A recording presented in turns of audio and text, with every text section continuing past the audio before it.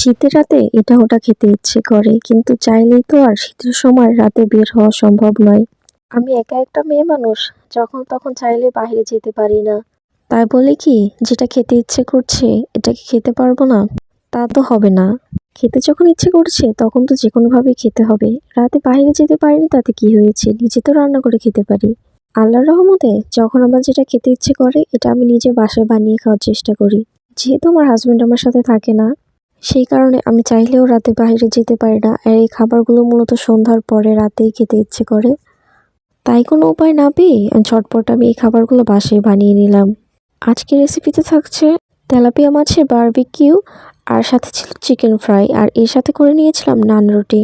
যদিও আমি তোমাদের সাথে রেসিপিটা শেয়ার করছি না, তারপরেও সবকিছু একটু ঝটপট দেখিয়ে দিয়ে ট্রাই করছি। তেলাপিয়া মাছগুলো ছিল আমাদের বাড়ির পুকুরের। আমি আগেই আম্মুকে বলে রেখেছিলাম আমার জন্য দুটো তেলাপিয়া মাছ রেখে দিতে।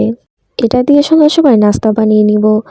আর বাসায় যখন মুরগি কাটা হয়েছিল তখন সেখান থেকে আমি দুটো পিস রেখে দিয়েছিলাম। এখন এগুলো দিয়েই আমি সন্ধ্যার নাস্তাটা তৈরি করব। কার কেমন লাগে আমি জানি না, তবে আমার কিন্তু রান্না করতে অনেক ভালো লাগে।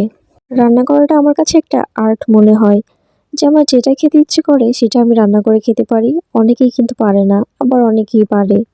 তবে আমি সবকিছু চাইলে রান্না করে খেতে পারি, এটা আমার কাছে একটু বেশি ভালো লাগে।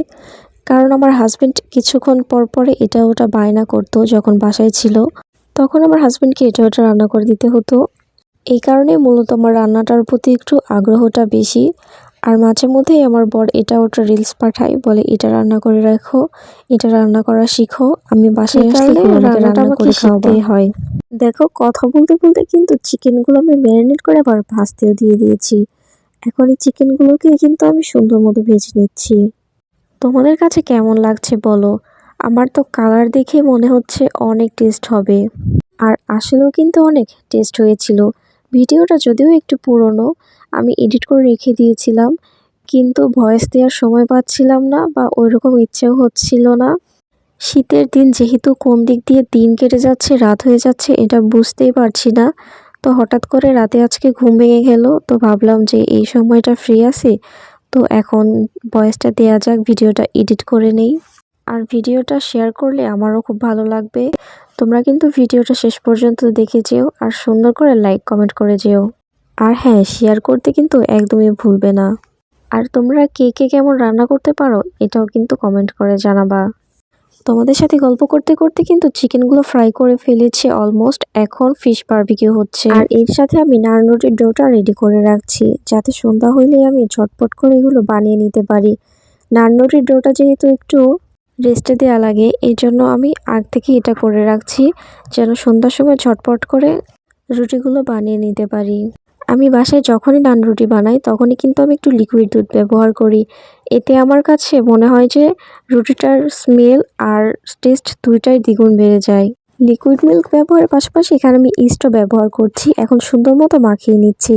ইস্ট ছাড়া তো আর নান রুটি বানানো সম্ভব নয়। এখানে আমি কিছুটা হালকা কুসুম গরম পানি ব্যবহার করেছি, যেন ডোটা অনেক সফট হয় আর রুটিগুলো অনেক সফট স্মুথ হয়। এখন সবশেষে আমি এটাকে কিছুক্ষণের জন্য রেস্টে দিয়ে দিলাম। আর এই তো এরপরে আমি এখানে হালকা করে অয়েল উপর থেকে সুন্দর করে দিয়ে রেখেছিলাম। 1 ঘন্টা পর ঠিক সন্ধ্যার আগ মুহূর্তে আমি ডোটাকে আবারও একটু মথে নিচ্ছি। দেখুন, এখন এই ডোটা দিয়ে কিন্তু পিৎজাও তৈরি করা যাবে, নান রুটিও তৈরি করা যাবে। আর সময় স্বল্পতার কারণে আমি রুটিগুলো বানানো দেখাইতে পারি নাই। তো আজকের ভিডিওটা এই পর্যন্তই ছিল। আর দুপুর থেকে কষ্ট করে রান্না করলাম, কিন্তু খাওয়ার সময় কারেন্ট ছিল না। তবে খাবারগুলো অনেক মজা হয়েছে আলহামদুলিল্লাহ। আর এর সাথে কিন্তু আমি মিউনিস আর শসা দিয়ে একটা সালাদ তৈরি করে নিয়েছিলাম আমার মন মতো, সব মিলিয়ে আলহামদুলিল্লাহ।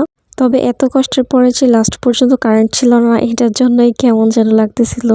তারপরে খাবার খাইতে খাইতে কারেন্ট চলে আসে, আলহামদুলিল্লাহ সকলে মজা করে খেলাম।